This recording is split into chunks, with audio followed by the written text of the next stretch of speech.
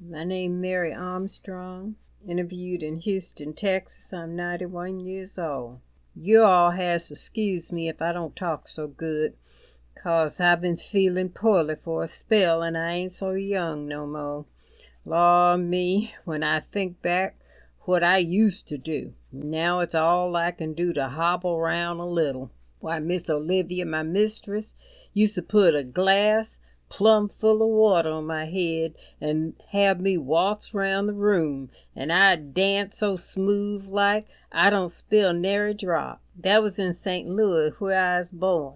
You see, my mama belonged to old William Cleveland and old Polly Cleveland, and they was the meanest two white folks what ever lived, 'cause they was always beating on their slaves. I know, 'cause mama told me, and I hears about it other places, and besides, old Polly, she was a Polly devil, if there ever was one, and she whipped my little sister, which was only 9 months old, and just a baby, to death. She come and took the diaper off'n my little sister and whipped till the blood just ran, just 'cause she'd cry, like all babies did, and they killed my sister. I never forgot that, but I got some even with old Polly Devil, and it's like this-a-way. You see, I was about 10 years old, and I belongs to Miss Olivia, what was that old Polly's daughter, and one day old Polly Devil comes to where Miss Olivia lives after she marries and tries to give me a lick out, and I picks up a rock about as big as half your fist and hits her right in the eye and busts the eyeball and tells her that's for whipping my baby sister to death. You could hear her holler for 5 miles, but Miss Olivia, when I tells her, she says, well, I guess Mama has learnt her lesson at last.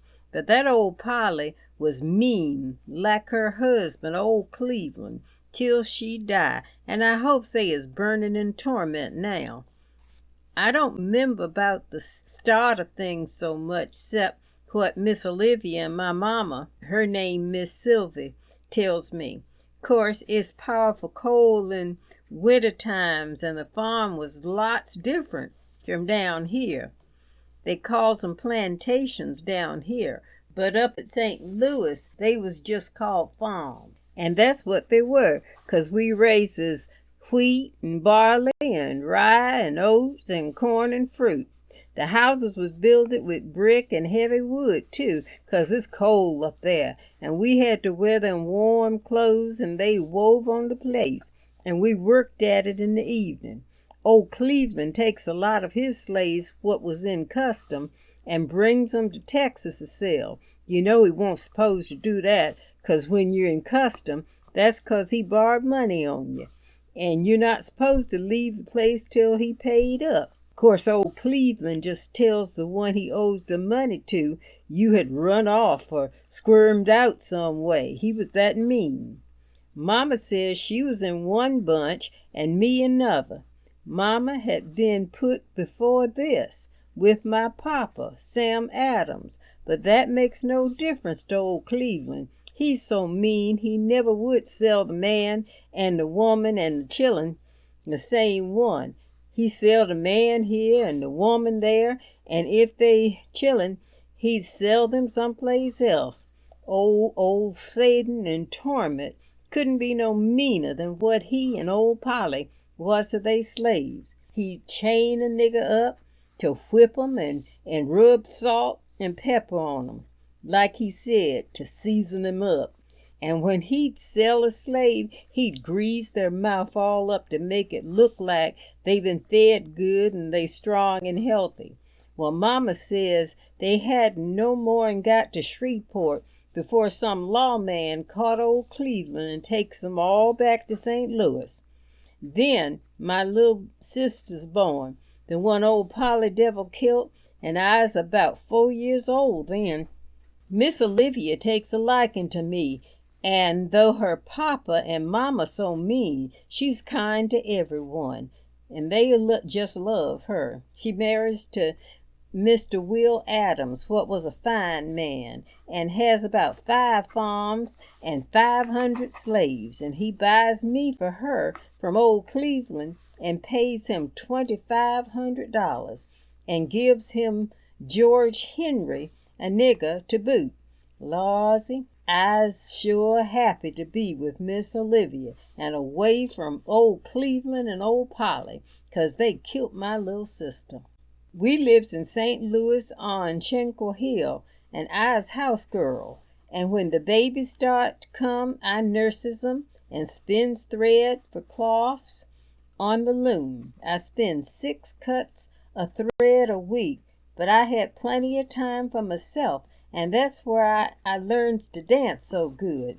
Law, I sure just crazy about dancing.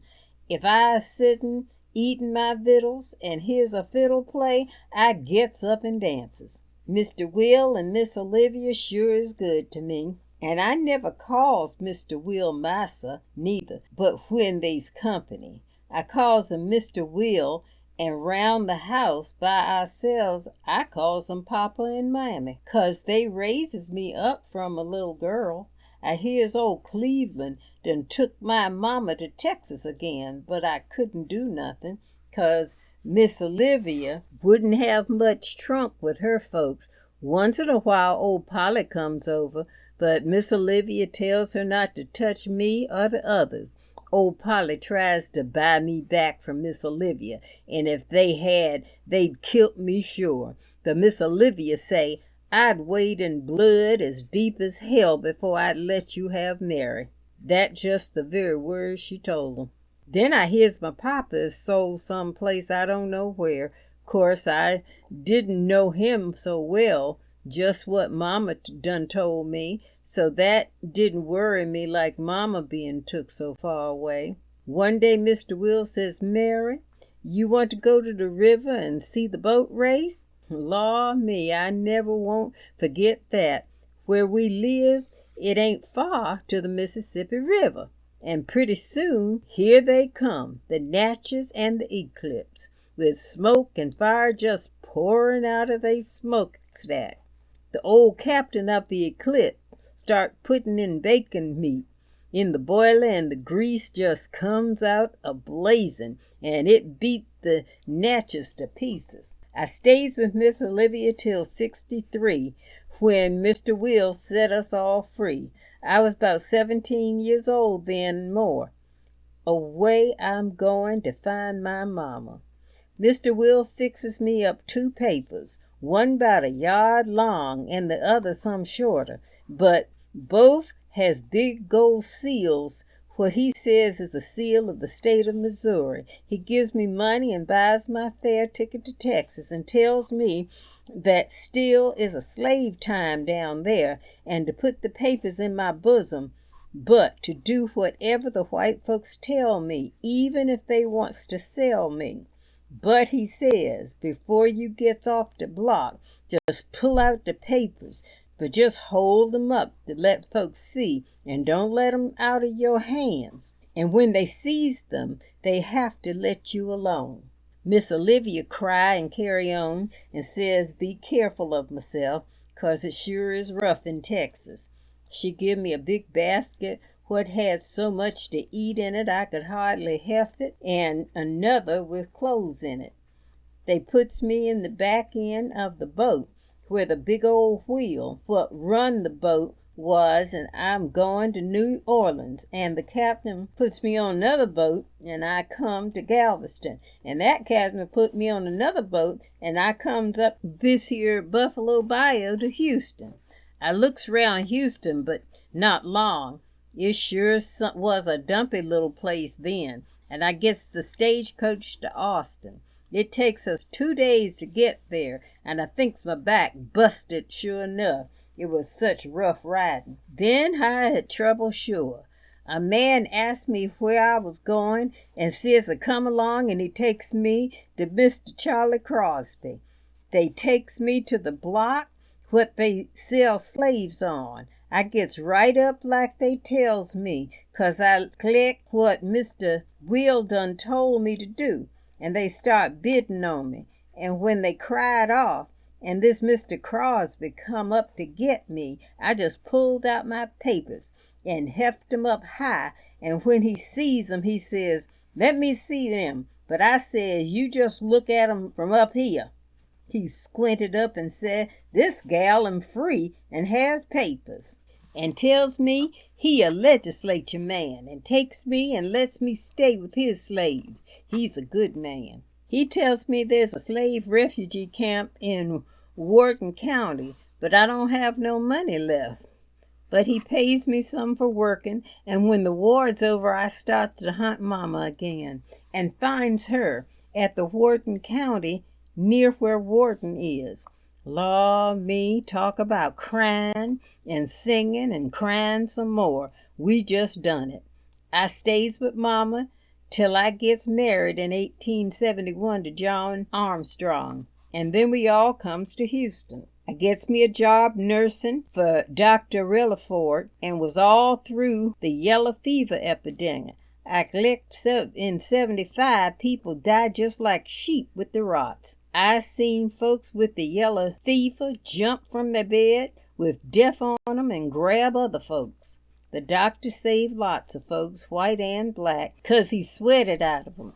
He mixed up hot water and vinegar and mustard and some else in 'em. But Lord me, so much is going out of my mind, 'cause I's 91 years old now, and my mind just like my legs, just kind of hobble round a bit.